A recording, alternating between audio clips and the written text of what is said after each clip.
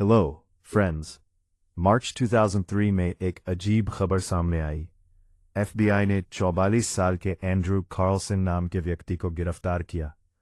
अखबारों में दावा किया गया कि इस आदमी ने स्टॉक मार्केट में ऐसा कारनामा किया जो इतिहास में कभी नहीं हुआ।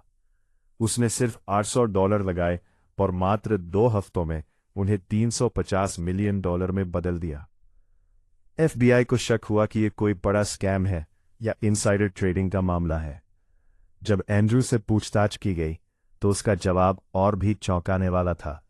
उसने कहा कि वह 250 साल भविष्य से आया एक टाइम ट्रैवलर है। उसे पहले से पता था कि कौन से स्टॉक्स ऊपर जाएंगे, इसलिए उसने निवेश किया और इतना बड़ा मुनाफा कमाया। एफबीआई को यकीन नहीं हुआ और उन्होंने इसकी जांच शुरू की। जांच में पता चला कि दिसंबर 2002 से पहले एंड्रू कार्लसन का कोई रिकॉर्ड ही मौजूद नहीं था।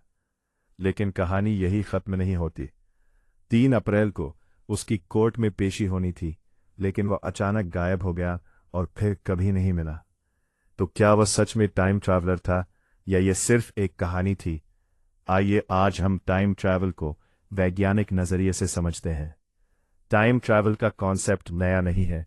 1895 में H.G. पॉइंट एंट्री साली वेल्स ने अपनी मशहूर नॉवल द टाइम मशीन लिखी, जिसके बाद ये आइडिया दुनिया भर में लोकप्रिय हो गया। इसके बाद से कई वैज्ञानिक, दार्शनिक और फिल्म मेकर्स इस कॉन्सेप्ट से इंस्पायर हुए। अगर हम टाइम ट्रैवल को समझें तो इसे कई तरीकों में बांटा जा सकता है। पहला, वन वे फ्यूचर ट्रैवल, जिसमें आप फ्यूचर में जाते हैं लेकिन वापस नहीं आ सकते। दूसरा, इंस्टेंट टाइम जंप, जैसे एक पल में एक समय से दूसरे समय में पहुंच जाना। तीसरा, टाइम फ्रीज, जहां इंसान स्थिर रहता है और समय उसके आसपास चलता है। चौथा, स्लो टाइम ट्रैवल, जहां समय में पीछे जाने के लिए उतना ही समय लगाना पड़ता है। पांचवा, स्पीड ऑफ लाइट के जरिए टाइम ट्रैवल। अब सवाल है, इनमें से क्या सच में पॉसिबल है? वैज्ञानिक रूप से टाइम ट्रैवल 2 तरह का होता है, फ्यूचर में जाना और पास्ट में जाना।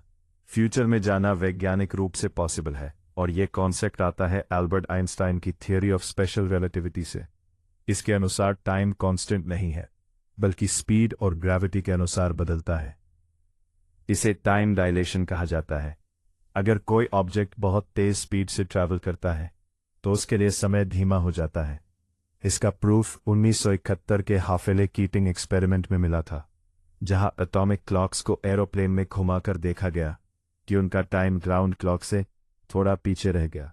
थियोरेटिकली अगर कोई इंसान लाइट स्पीड के करीब ट्रैवल करे तो उसके लिए कुछ साल गुजरेंगे, लेकिन अर्थ पर हजारों साल बीत सकते हैं।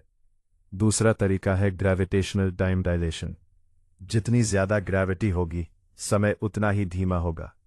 ब्लैक होल के पास समय बहुत धीमा चलता है।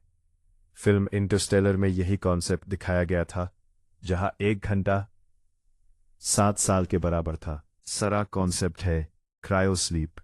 इसमें इंसान को फ्रीज जैसी अवस्था में रखा जाता है ताकि एजिंग स्लो हो जाए। नासा इस पर रिसर्च कर रहा है। अब बात करते हैं पास्ट ट्रैवल की।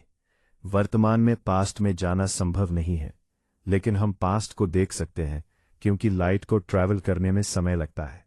जब हम दूर के स्टार्स देखते हैं तो हम एक्चुअली उनका पुराना रूप देख रहे होते हैं। पास्ट में जाने के लिए वर्म होल्स जैसी थ्योरीज दी गई हैं। आइंस्टाइन के अनुसार स्पेस टाइम को मोड़कर वर्म होल बनाया जा सकता है, जिससे टाइम ट्रैवल संभव हो सकता है, लेकिन इसके लिए इनॉर्मस एनर्जी और नेगेटिव एनर्जी की जरूरत होगी, जो अभी हमारे पास नहीं है। पास्ट ट्रैवल में सबसे बड़ी समस्या है पैराडॉक्सेस, जैसे ग्रैंडफादर पैराडॉक्स। अगर आप पास्ट में जाकर अपने दादा को मार दें तो आपका जन्म कैसे होगा?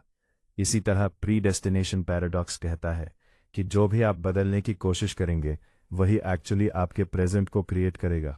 इन सब कारणों से पास्ट ट्रैवल प्रैक्टिकली इम्पॉसिबल माना जाता है। अब वापस आते हैं एंड्रू कार्लसन की कहानी पर। असल में ये कहानी एक सैटिरिकल न्यूज़पेपर वीकली वर्ल्ड न्यूज में छपी थी। बाद में इसे कई मीडिया प्लेटफॉर्म्स ने सच मानकर पब्लिश कर दिया, लेकिन ये पूरी तरह से एक फिक्शनल स्टोरी थी। तो निष्कर्ष ये है कि फ्यूचर में ट्रैवल करना साइंटिफिक रूप से पॉसिबल है, टाइम डायलेशन के जरिए। पास्ट को देखना पॉसिबल है, लेकिन पास्ट में जाना अभी भी सिर्फ थ्योरी और फिक्शन है।